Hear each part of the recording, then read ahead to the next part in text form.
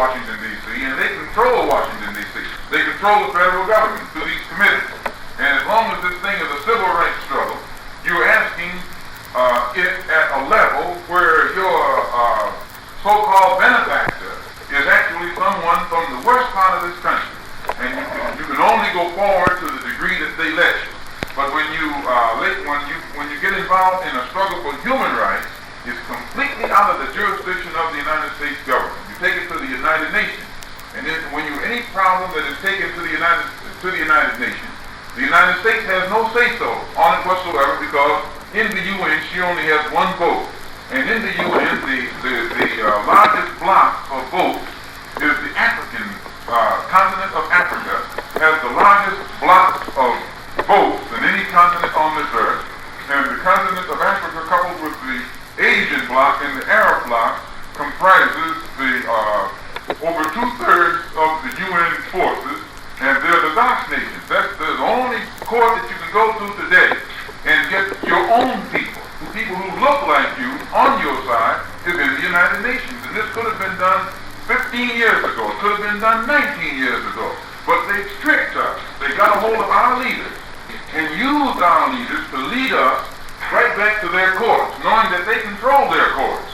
And so the leaders look like they're leading us against an enemy, but when you analyze the struggle that we've been involved in for the past 15 years, the good or the progress that we've made is actually disgraceful, and we should be ashamed to even use the word progress in the context of our struggle. So,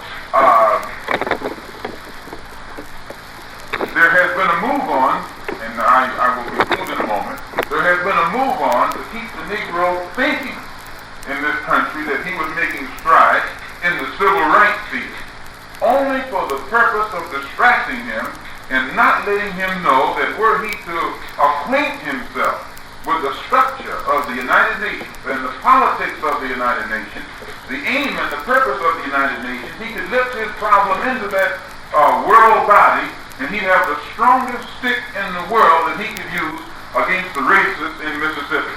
But it was known that and one of the arguments against getting you and me to do this has always been that our problem is a domestic problem of the United States. And as such, we should not think to put it at a level where somebody else can come and mess with the United States domestic affairs. But you're giving Uncle Sam a break.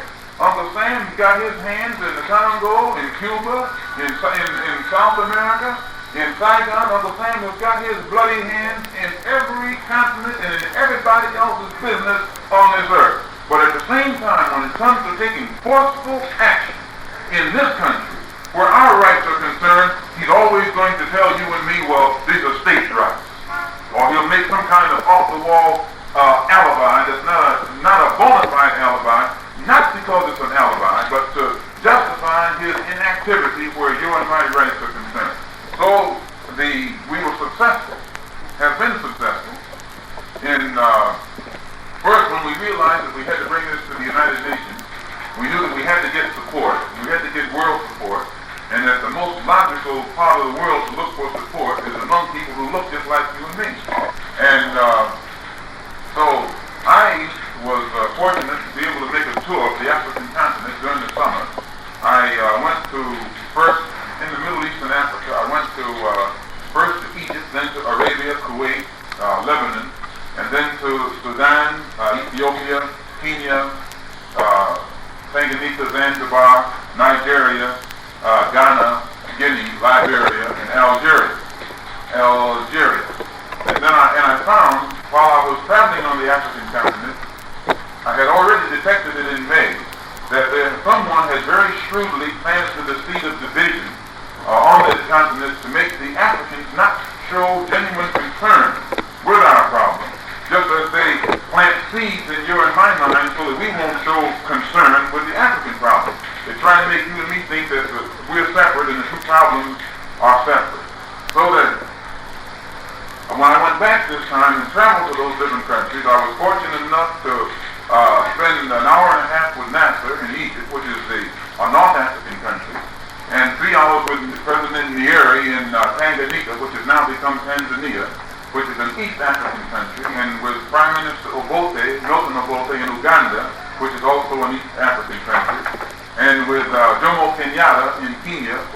another East African country, and with President Azikwe in Nigeria, President Nkrumah in Ghana, and President Couture in Guinea. And I found that in every one of these African countries, the head of state is genuinely concerned with the problem of the black man in this country, but many of them thought that if they opened their mouth and voiced concern, that they would be insulted by the American Negro leaders, because one head of state in Asia voiced his support of the civil rights struggle, and couple of the big six had the audacity to slap his face and say they weren't interested in that kind of help, which in my opinion is asinine.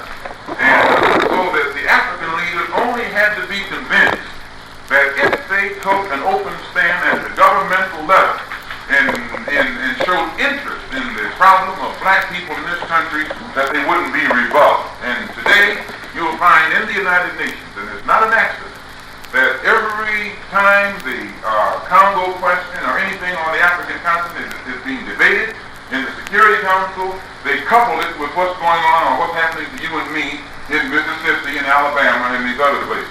And in my opinion, the greatest accomplishment that was made in the struggle of the black man in America in 1964 towards some kind of real progress was the successful linking together of our problem with the African problem, or making our problem a world problem. Because now, whenever anything happens to you in Mississippi, it's not a case of just somebody in Alabama getting indignant or somebody in New York getting indignant. Whatever happens in Mississippi today, with the attention of the African nations drawn towards Mississippi at a governmental level, then the same repercussions that you see all over the world when an imperialist or foreign power interferes in some section of Africa, you see repercussions. You see the embassies being bombed and burned and overturned. Nowadays, when something happens to black people in Mississippi, you will see the same repercussions all over the world. And I wanted to point this out to you because it is important for you to know that when you're in Mississippi, you're not alone. But as long as you think you're alone, then you take a stand as if you're a minority or as if you're outnumbered, and that kind of stand will never enable you to win a battle. You've got to know that you've got as much power on your side as that Ku Klux Klan has on its side. And when you know that you've got just as much power on your side as the Klan has on its side, you'll talk the same kind of language with that Klan is talking with you. And I say one more thing and then I conclude. When I say the same kind of language, I should explain what I mean. See, you can never have good relations with anybody that you can't communicate with. You can never have good relations with anybody that doesn't understand you. There has to be an understanding. Understanding is brought about through dialogue. Dialogue is communication of ideas. This can only be done in a language, a common language. And you can never talk French to somebody who speaks only German and think you're communicating. They don't get the point. And you have to be able to speak a man's language in order to make him get the point. Now, you've lived in Mississippi long enough to know what the language of the Ku Klux Klan is. They only know one language. And now you can come up with another language. You don't communicate. You've got to be able to speak the same language they speak, whether you're in Mississippi, New York City, or Alabama, or California, or anywhere else. And when you develop or mature to the point where you can speak another man's language on his level, that man gets the point. That's the only time he gets the point. You can't talk peace to a person who doesn't know what peace means. You can't talk love to a person who doesn't know what love means. And you can't talk any form of nonviolence to a person who doesn't believe in nonviolence while you're wasting your time. So I think in 1965, whether you like it or I like it or we like it or they like it or not, you will see that there is a generation of black people born in this country who become mature to the point where they feel that they have no more business being asked to take a peaceful approach than anybody else takes, unless everybody's going to take a peaceful approach. So we, here in the Organization of Afro-American Unity, we're with the struggle in Mississippi 1,000%. We're with the efforts to register our people in Mississippi to vote 1,000%. But we do not go along with anybody telling us to help nonviolently. We think if somebody is going to try, if the government says that Negroes have a right to vote, And then when Negroes go out to vote, some kind of Ku Klux Klan is going to put them in the river, and the government doesn't do anything about it. It's time for us to organize and band together and equip ourselves and qualify